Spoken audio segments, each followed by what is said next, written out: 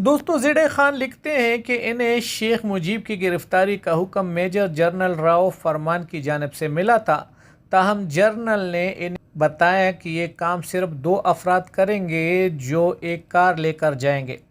زیڈے خان کہتے ہیں کہ یہ کام 2 آدمیوں کے بس کا نہیں تھا، کیونکہ شیخ مجیب بے حد مقبول رہنما تھے اور ان کے گرد ان کی مداحوں کا ہر وقت ہجوم رہتا تھا، اس لیے اس کام کے لیے کم از کم ایک کمپنی درکار ہوگی۔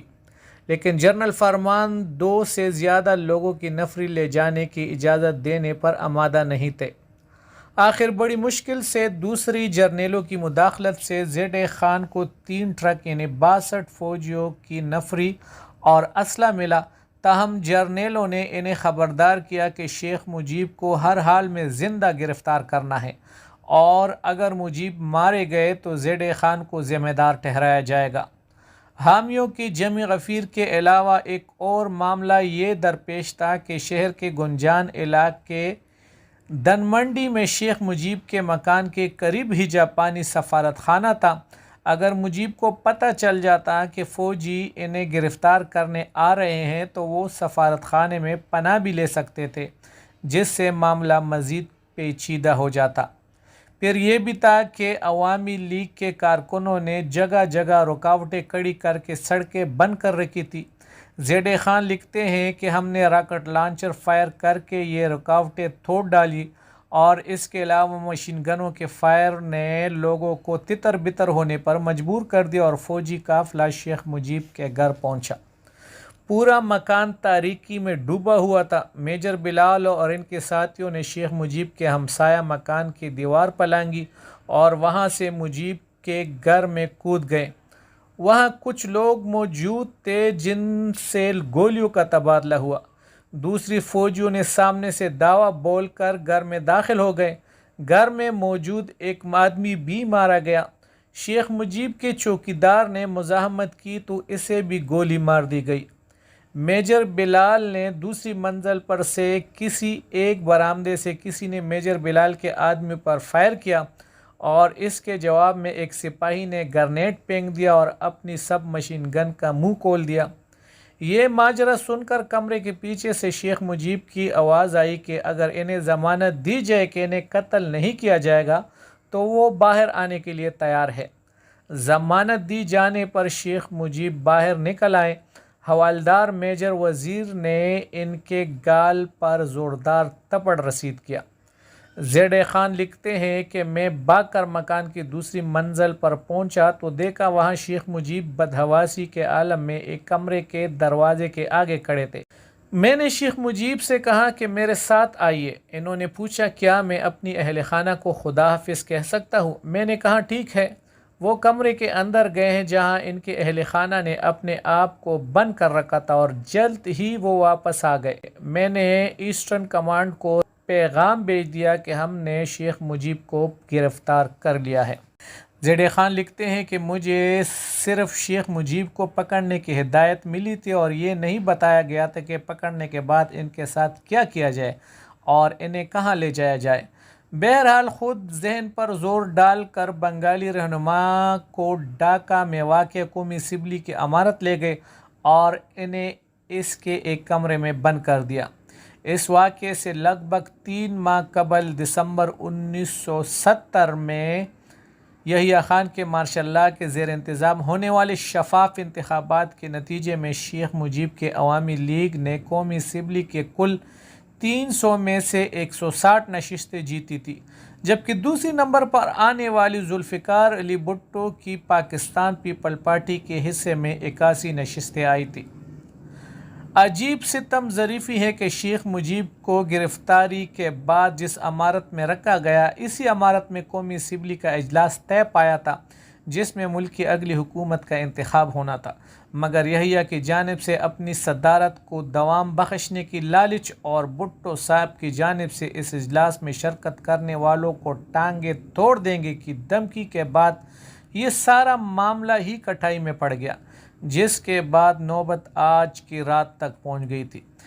اس کالی رات کے 1 سال بعد شیخ مجیب نے امریکی نامہ نگاروں کو انٹرویو دیتے ہوئے ان ڈرامائی واقعات کا ذکر کیا۔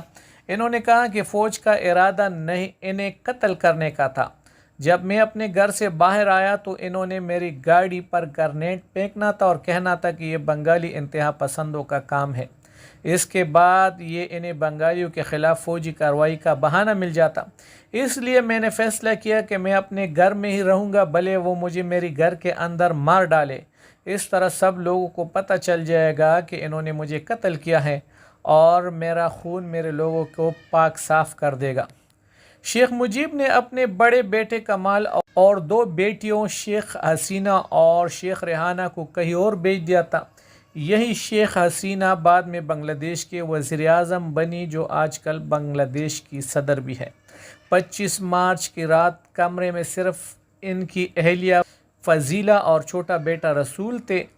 ایک اور بیٹا جمال دوسرے کمرے میں تھا، لیکن اس کی کسی کو خبر نہیں ہوئی۔ شیخ کمال نے بھارت جا کر مکتب بانی کی قیادت سنبھالی۔ شیخ مجیب نے اپنی گرفتاری کے واقعات زیڈ خان کی کتاب سے تھوڑے مختلف طریقے سے بیان کیے ہیں۔ انہوں نے کہا کہ جب فوج نے میرے گھر پر یہ الغار کی تو میں دروازے سے نکل آیا اور کہا کہ گولیاں بند کرو، گولیاں چلانا بند کرو، اگر مجھے مارنا ہے تو مار ڈالو، لیکن میرے لوگوں اور میرے بچوں پر کیوں گولیاں چلا رہے ہو؟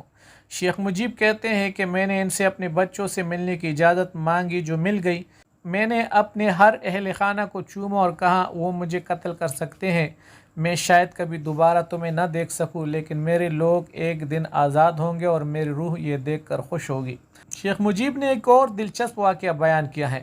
وہ کہتے ہیں کہ جب فوجی مجھے گھر سے باہر لے آئے تو میں نے ان سے کہا کہ میں اپنا پائپ بھول آیا ہوں۔ انہوں نے مجھے اجازت دے دی کہ میں جا کر اپنا پائپ لے لوں۔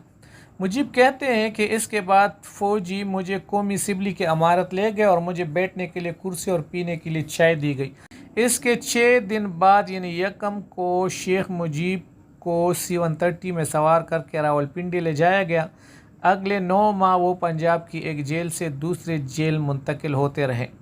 ان پر ملک کے خلاف جنگ کے 12 الزامات کے تحت مقدمہ چلایا گیا، جن میں سے 6 کی سزا موت تھی، لیکن اس دوران مشرقی پاکستان کے حالات بگڑتے چلے گئے اور فوج جتنی شدت سے دباتی، آزادی کی تحریک اتنی شدت سے ابھر کر سامنے آتی۔ بالآخر 22 نومبر کو بھارتی فوجی مشرقی پاکستان میں داخل ہو گئی اور 16 دسمبر کو پاکستان نے ہتھیار ڈال دیے۔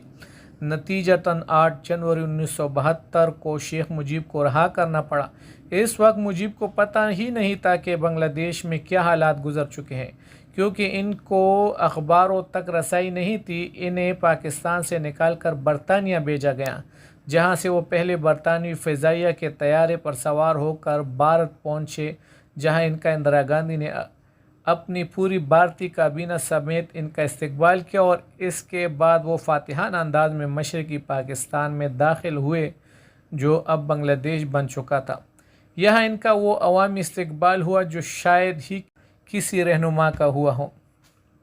البتہ جیسا کہ تیسری دنیا کے ملکوں میں ہوتا آیا ہے، 15 اگست 1975 بنگلہ دیش میں ایک اور فوجی انقلاب برپا ہوا۔ اس کے نتیجے میں مجیب الرحمان، ان کی اہلیہ فضیلہ، بیٹے العرض، پورا خاندان مارا گیا۔